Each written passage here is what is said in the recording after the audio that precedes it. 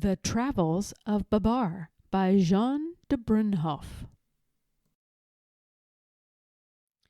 Babar, the young king of the elephants, and his wife, Queen Celeste, have just left for their wedding trip in a balloon. "Goodbye! See you soon!" cry the elephants as they watch the balloon rise and drift away. Arthur, Babar's little cousin, still waves his beret. Old Cornelius, who is chief over all the elephants when the king is away, anxiously sighs, "I do hope they won't have any accidents." The country of the elephants is now far away. The balloon glides noiselessly in the sky. Babar and Celeste admire the landscape below. What a beautiful journey! The air is balmy, the wind is gentle. There's the ocean, the big blue ocean. Blown out over the sea by the wind, the balloon is suddenly caught up by a violent storm. Babar and Celeste tremble with fear and cling with all their might to the basket of the balloon. By extraordinary good fortune, just as the balloon is about to fall into the sea, a final puff of wind blows it on an island where it flattens out and collapses. "You aren't hurt, Celeste, are you?" Babar inquires anxiously. "No. Well, then, look, we are saved." Leaving the wrecked balloon on the beach, Babar and Celeste pick up their belongings and go off to seek shelter. Having found a quiet spot, they take off their clothes. Celeste hangs them up to dry, while Babar lights a good fire and prepares breakfast. Babar and Celeste settle themselves comfortably. They have set up their tent and, sitting on some large stones, they eat with relish an excellent rice broth, well sweetened and cooked to perfection. "We are not so badly off on this island," says Babar. After breakfast, while Babar explores the surrounding country, Celeste, left alone, falls sound asleep. Just then, the inhabitants of the island, fierce and savage cannibals, suddenly discover her. "What kind of strange beast is this?" they say to one another. "We have never seen anything like it. Its meat must be very tender. Let's creep up quietly and catch it while it sleeps." The cannibals have succeeded in tying up Celeste with the clothesline on which the clothes were drying. Some dance with joy, while others have great fun trying on the stolen garments. Celeste sighs sadly. She thinks soon she will be eaten. She does not yet see Babar, who returns just in time to save her. In the twinkling of an eye, Babar has unbound Celeste. They both hurl themselves on the cannibals. Some are wounded, others take flight. All are terrified. Only a few courageous ones still resist, but they are thinking, "These big animals are certainly terribly strong, and their hides are mighty tough." After having chased off the savages, Babar and Celeste rest themselves on the seashore. Suddenly, right in front of them, a whale comes to the surface and spouts. Babar gets up immediately and says, "Good morning, Mrs. Whale. I am Babar, king of the elephants, and here is my wife Celeste. We have had a balloon accident and have fallen here on this island. Could you help us to get away?" "I am delighted to make your acquaintance," answers the whale, "and I will be very happy if I can be of service to you. I am just leaving to visit my family in the Arctic Ocean. I will drop you wherever you like. Quick, get on my back and hold tight so you don't slip off. Are you ready? Get set.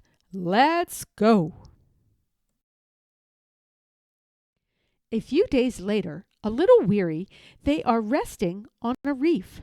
Just then a school of little fish swim by. I'm going to eat up some of these fish, says the whale. I'll be back in a minute. And she dives down after them. The whale has not come back. While eating the little fish, she completely forgot her new friends. She is a giddy, thoughtless creature. We were better off on the Cannibal Island. What will become of us now? Weeps poor Celeste. Babar does his best to comfort her. After hours and hours spent on their little reef, without even a drop of fresh water, they finally spy a ship passing quite near them. She is a big steamer with 3 funnels. Babar and Celeste call out and yell as loudly as they can, but no one hears them. They try signaling with their trunks and with their arms. Oh, will they attract someone's attention? They have been seen. A lifeboat rescues them while the excited passengers all watch. A week later, the huge ship steams slowly into a big harbor. All the passengers go down the gangplank. Babar and Celeste would like to follow too, but they are not allowed to. They have lost their crowns during the storm, so no one will believe that they are actually king and queen of the elephants, and the captain of the ship orders them locked up in the ship's stables. They give us straw to sleep on, cries Babar angrily. We are fed hay as though we were donkeys. The door is locked. I have had enough of this. I'm going to smash everything. Be quiet, I beg you, says Celeste. I hear someone. It is the captain coming into the stable. Let's be good so he will let us out. Here are my elephants, says the captain to the famous animal trainer Fernando, who is with him. I cannot keep them on my ship. I give them to you for your circus.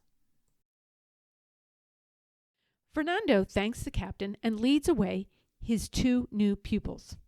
Be patient, Babar, whispers Celeste. We will not remain long with the circus. We will get back to our native land again somehow and see Cornelius and little Arthur. Now, just at this time, back in the elephant's country, little Arthur has had a mischievous idea. While Rhinoceroses, the rhinoceros, was having a quiet siesta, Arthur tied a big firecracker to his tail without waking him. The firecracker explodes with a terrific bang, and Rhinoceroses leaps up into the air. Arthur the scamp laughs until he nearly chokes. It is really a very mean trick. Rhinoceroses is furious. Cornelius, very worried, goes to find him and says, My dear fellow, I am so sorry. Arthur will be severely punished. He begs for your forgiveness. Get away, old Cornelius, grumbles Rhinoceroses. Don't speak to me of that scoundrel Arthur. You elephants may think you have made fun of me, but just wait. You'll soon see. What will he do? Wonders Cornelius. I feel very uneasy. He is revengeful and mean. Ah, if only Babar were here. But Babar is now far away playing the trumpet, while Celeste dances in Fernando's circus. One day the circus comes to the town where Babar, when he was young, had met his friend the old lady. So at night, while Fernando is in bed, Babar and Celeste escape and go to find her, for he has never forgotten her. Babar finds the house easily and rings the bell. The old lady awakens, puts on her wrapper, steps out on her balcony, and calls, Who's there? Babar and Celeste, they answer her. The old lady is overjoyed. She has really believed she would never see them again. Babar and Celeste are happy too, for they will never have to go back to the circus. Soon they will be able to rejoin Arthur and Cornelius. The old lady has promised to help them. The old lady lends Celeste a nightgown and provides Babar with a pair of pajamas. They have just awakened after a sound sleep. Now they are having breakfast in bed, for they are still quite tired after all their adventures. At the circus, their escape has just been discovered. "Stop, thief! My elephants have been stolen!" cries the excited Fernando. "Little ones, oh little ones, where are you hiding?" the clowns repeat and look everywhere for them. Babar and Celeste will not be caught again. Here they are on their way to the station with the old lady. They need a few days' rest before returning to their own land. So the three of them are going to the mountains to enjoy the fresh air and try a little skiing.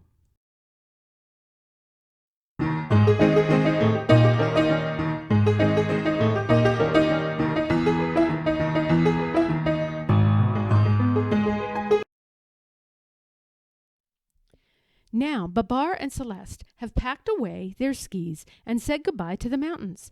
They are leaving by plane to return home. The old lady accompanies them.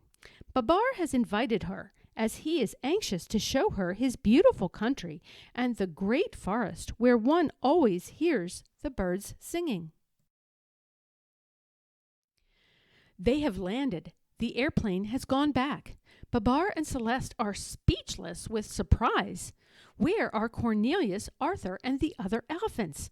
A few broken trees? Is that all that is left of the great forest? There are no more flowers, no more birds. Babar and Celeste are very sad and weep as they see their ruined country. The old lady understands their grief. "What is going on here?" inquires Babar, who has found the other elephants at last. "Alas," replies Cornelius, "the rhinoceroses have declared war on us. They came led by Rhinoceroses, who wanted to catch Arthur and make mincemeat of him. We tried bravely to protect the little fella, but the rhinoceroses were too strong for us. We do not know how to drive them off." "This is indeed bad news," says Babar, "but let's not give up." But real war is not a joke, and many of the elephants have been wounded. Celeste and the old lady take care of them with great devotion. The old lady is especially good at this, as she used to be a trained nurse. Babar and some of the soldiers who have recovered have gone back to the forest with Cornelius to join the elephant army. The rhinoceroses are preparing to attack. A big battle will soon begin. "What is going on here?" inquires Babar, who has found the other elephants at last. "Alas," replies Cornelius, "the rhinoceroses have declared war on us. They came led by Rhinoceroses, who wanted to catch Arthur and make mincemeat of him. We tried bravely to protect the little fella, but the rhinoceroses were too strong for us. We do not know how to drive them off." "This is indeed bad news," says Babar, "but let's not give up." Here is the camp of the rhinoceroses. The soldiers are awaiting orders and think, "We will once again defeat the elephants, then the war will be over and we can all go home." Spiteful old Rhinoceroses maliciously says to his friend, General Pamir, "Ha, ha, ha!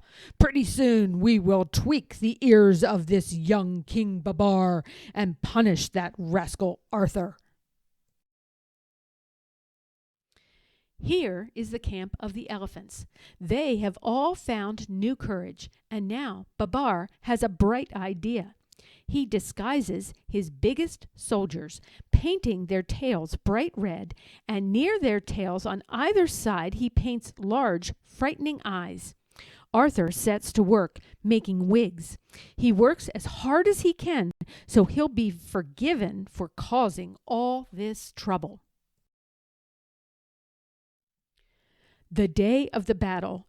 At just the right moment, the disguised elephants come out of hiding, and Babar's bright idea succeeds. The rhinoceroses think they are monsters, and terrified, they retreat in great disorder. King Babar is a mighty fine general. The rhinoceroses have fled and are still running. Pamir and Rataxes are prisoners and hang their heads in shame. What a glorious day for the elephants! In chorus they all cry, "Bravo, Babar! Bravo! Victory, victory! The war is over! How perfectly splendid!" The next day, before all the elephants, Babar and Celeste, having put on their royal garments and their new crowns, reward the old lady who has been so good to them and has cared so well for the wounded. They give her 11 singing canaries and a cunning little monkey. After the ceremony, Babar, Celeste, and the old lady sit and chat under the palm trees. "And what are we going to do next?" asks the old lady. "I'm going to try to rule my kingdom wisely," answers Babar. "And if you will remain with us, you can help me make my subjects happy."